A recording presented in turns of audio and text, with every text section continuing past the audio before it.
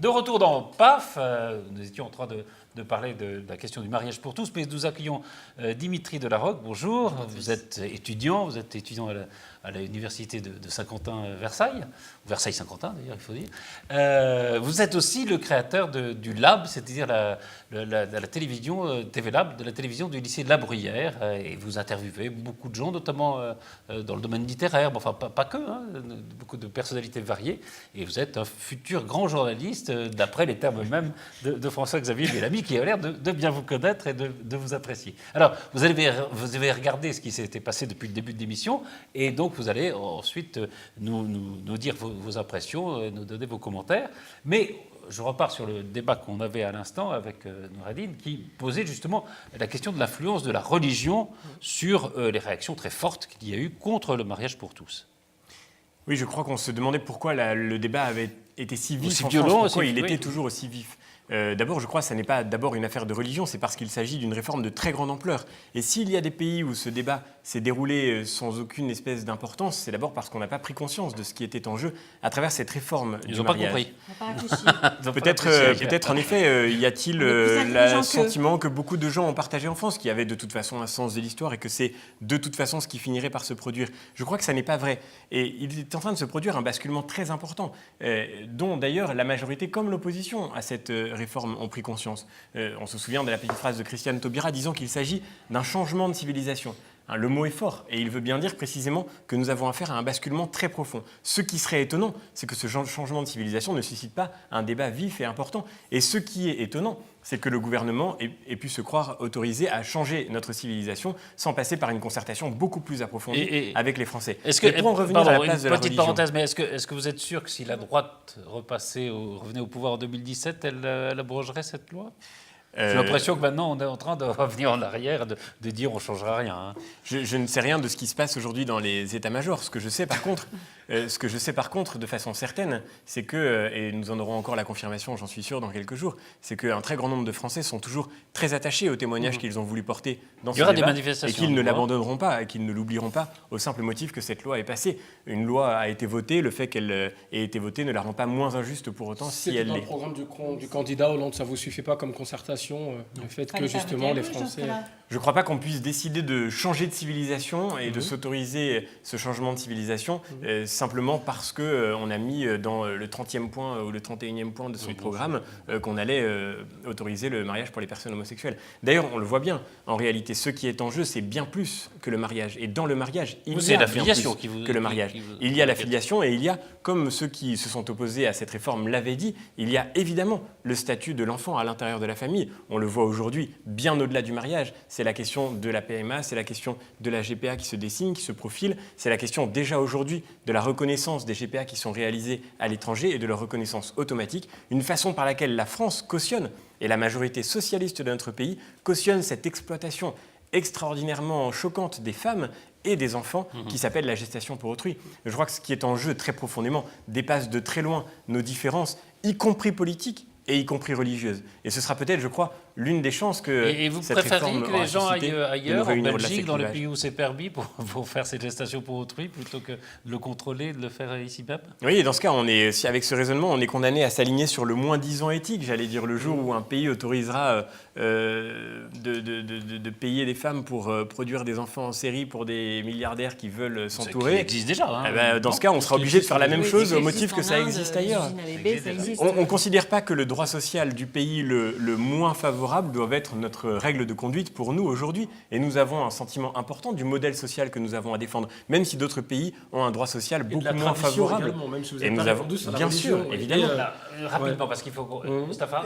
Et de la même façon, pour relier vos propos sur le mariage aux déshérités, c'est-à-dire que finalement, il n'y aurait qu'un héritage à transmettre. Il n'y aurait qu'une façon de voir l'humanité. Rousseau parlait d'universalité. Ça veut dire qu'aujourd'hui, on serait plus enclin à rester dans des traditions, dans des mœurs bien précises. Ça ne peut pas évoluer.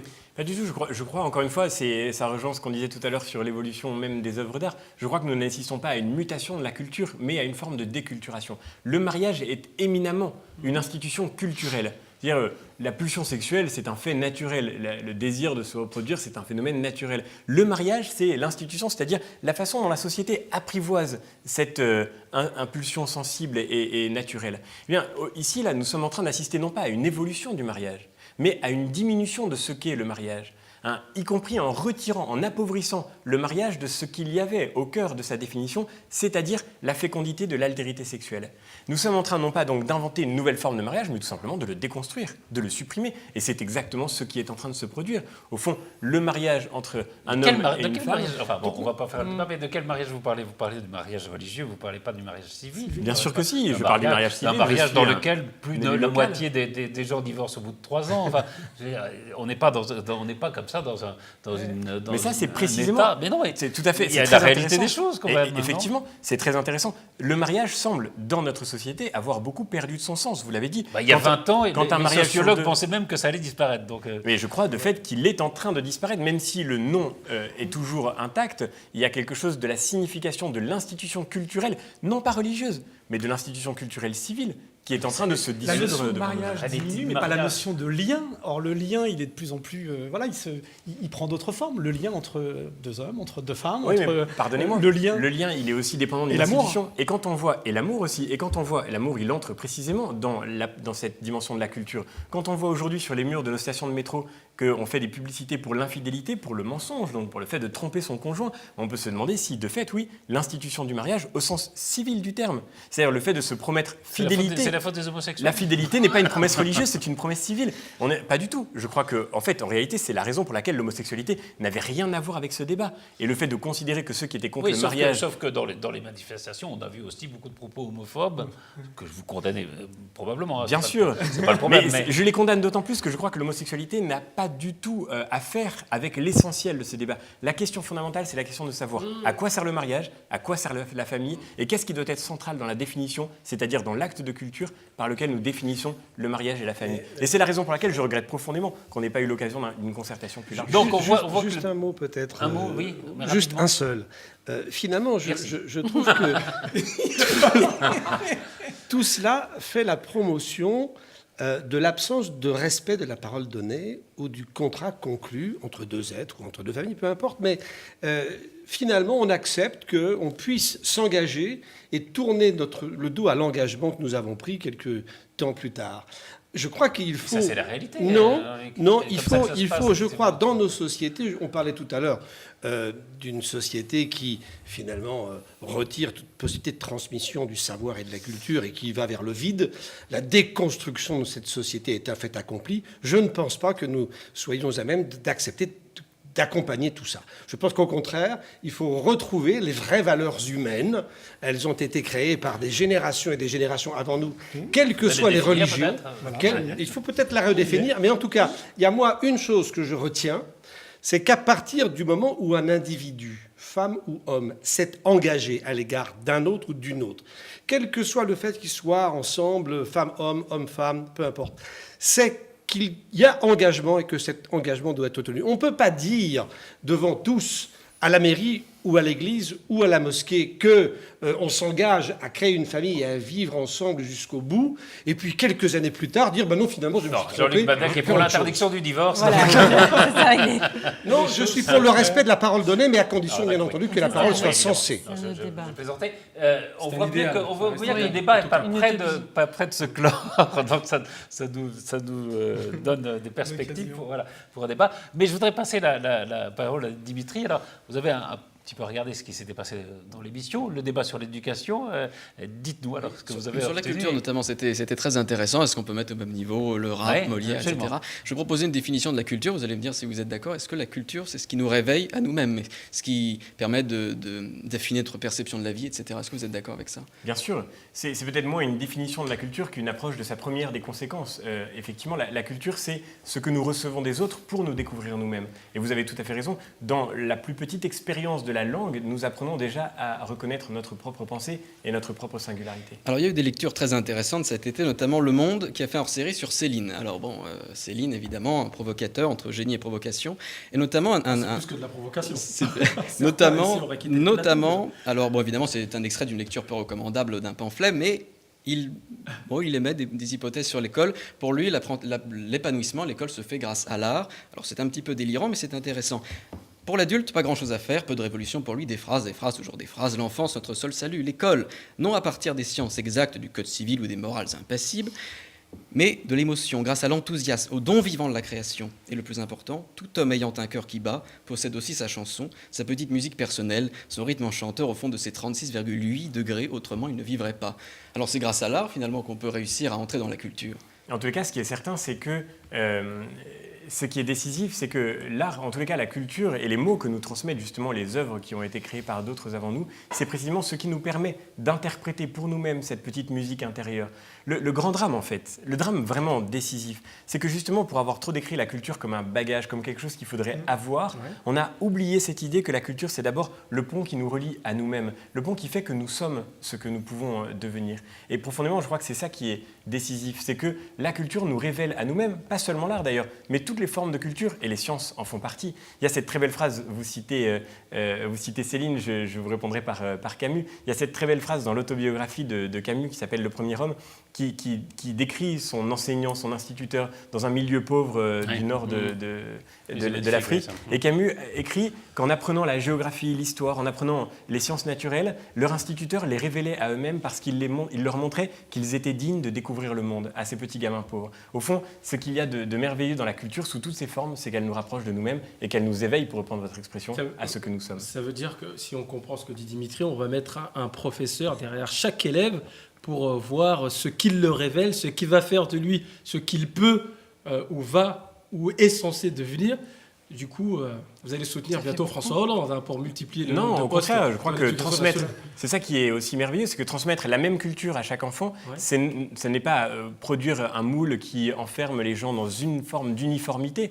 C'est au contraire, en transmettant une seule et même culture à chacun, l'occasion d'éveiller une infinité de singularités et de nuances. Vous voyez, au fond, Mozart et Beethoven, chacun à leur tour, ils ont commencé par faire leur gamme. Ils ont fait les mêmes gammes et ils ont fait les mêmes exercices. À la fin, il y a Mozart et il y a Beethoven. Dimitri, une dernière question qui s'adresse aux profs de philo, prof de prépa que vous êtes. Un autre extrait, un dernier, je vous le promets, de Saint-Exupéry. C'est à la fin de Terre des Hommes. Il rencontre dans un train entre ses parents une figure qui va devenir le petit prince petit à petit. Je me dis, voici un visage de musicien. Voici Mozart enfant. Voici une belle promesse de la vie. Les petits princes des légendes n'étaient pas différents de lui. Protégés, entourés, cultivés.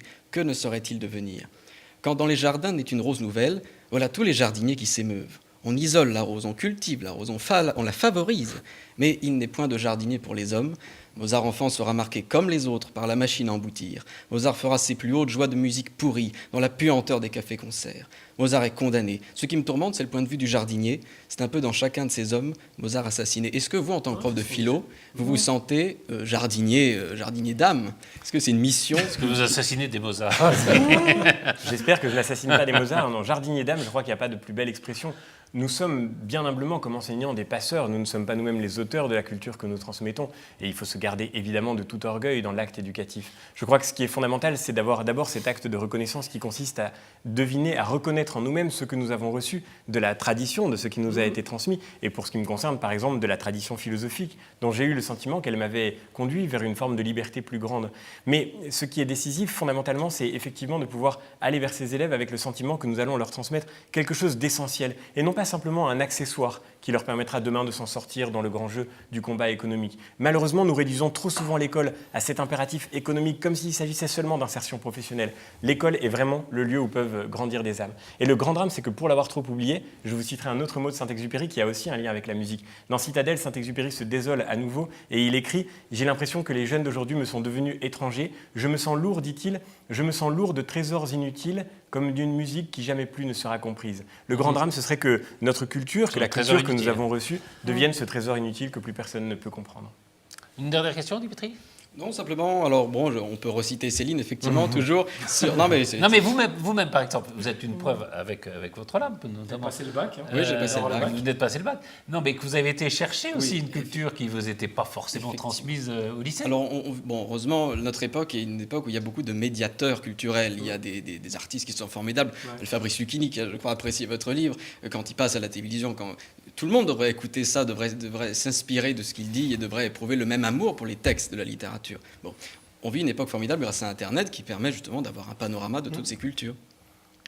Cette année, par contre, au lycée, et cette année de terminale, a été un peu triste, puisque c'était une année si vous voulez, on était dans un couloir, il y avait le bac au bout, et on ne pouvait pas dévier de ce couloir, on ne pouvait pas avoir notre petite originalité, on pouvait pas... Non, on était rabattus, il fallait aller jusqu'au bout, au bac. J'espère que dans les études, à l'avenir, on pourra avoir peut-être plus de fantaisie, mais... oui.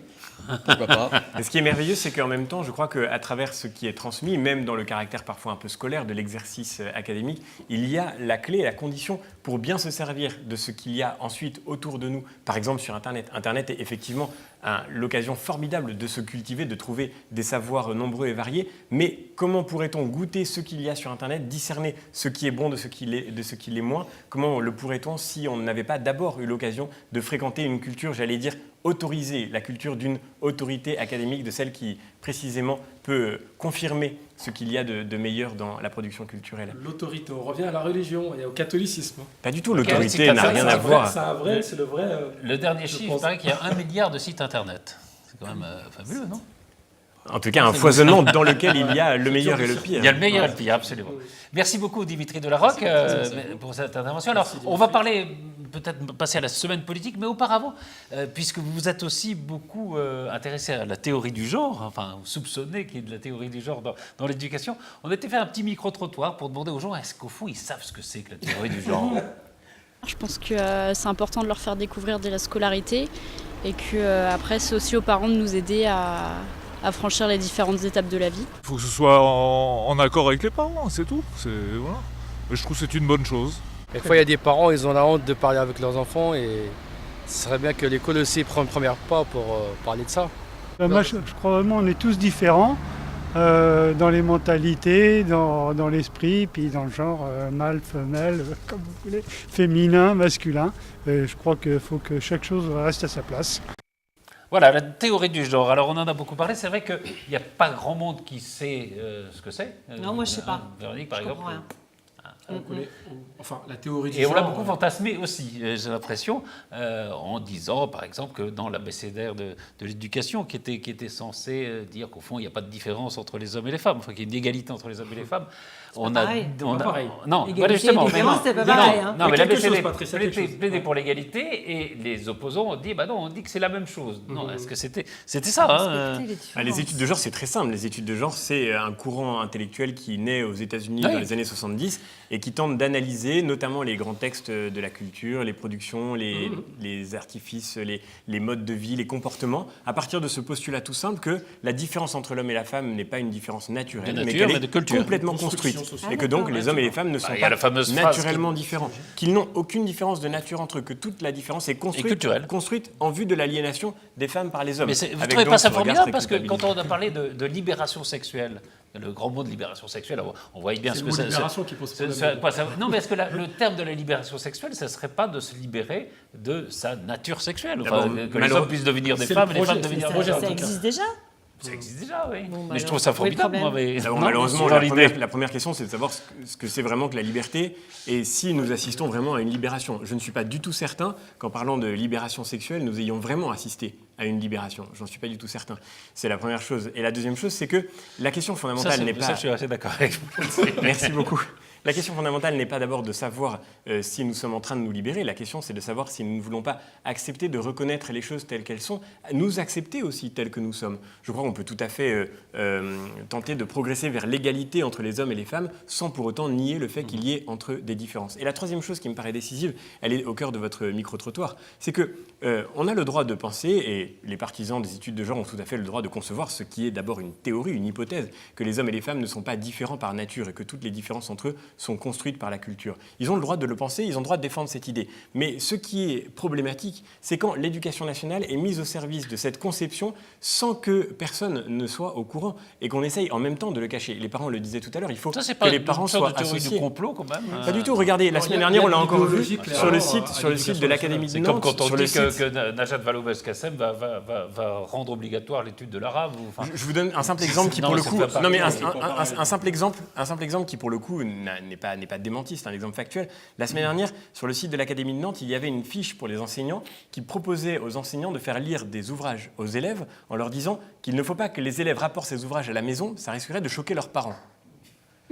Cette fiche, je crois, a de quoi inquiéter beaucoup de parents parce que ça veut dire... Non, pas du tout. C'était quel type d'ouvrage? C'était des ouvrages justement, précisément sur la question de la différence homme-femme qui tentent de promouvoir. Aujourd'hui, on le voit à chaque fois qu'on a l'occasion de faire lire de la littérature aux enfants, on essaye de passer aussi par ce genre de prisme pour essayer de montrer qu'en fait, il faut brouiller les identités et faire en sorte de montrer qu'il n'y a pas de différence entre l'homme et la femme. Juste un mot, pardon, je vous donne la parole tout de suite, mais j'ai été très surpris cette semaine parce que vous avez reçu un soutien, vous avez dit que vous êtes plutôt d'une tradition catholique, et vous avez reçu le soutien, pas vous personnellement, dans vos théories, de Michel Onfray, qui n'est pas spécialement connu comme étant un philosophe. Bien sûr. La question fondamentale, c'est la question de savoir. Et sur la théorie du genre, il dit bah non, il y a des hommes et il y a des femmes et c'est pas pareil. Et sur l'éducation, il dit mais c'est scandaleux de dire qu'il ne faut pas noter, que les notes c'est du fascisme, c'est comme ça qu'on aboutit à la faillite de l'éducation. Donc c'était assez amusant ce renfort. Pardon. Oui, c'est tout à fait vrai. Très vite parce que je voudrais qu'on passe à la semaine politique, il nous reste très peu de temps. Ce qui m'épate, c'est ce que vous venez de dire, c'est que ça n'a l'air d'étonner personne, ce que vous racontez sur l'Académie de Nantes. C'est-à-dire que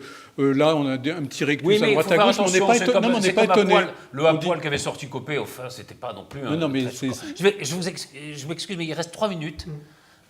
Et je voudrais qu'on parle quand même, parce que c'est dimanche, voilà, tout le monde attend ça, on est tous comme ça. Le retour du Messie. Le retour du Messie, voilà. Le retour de Nicolas Sarkozy.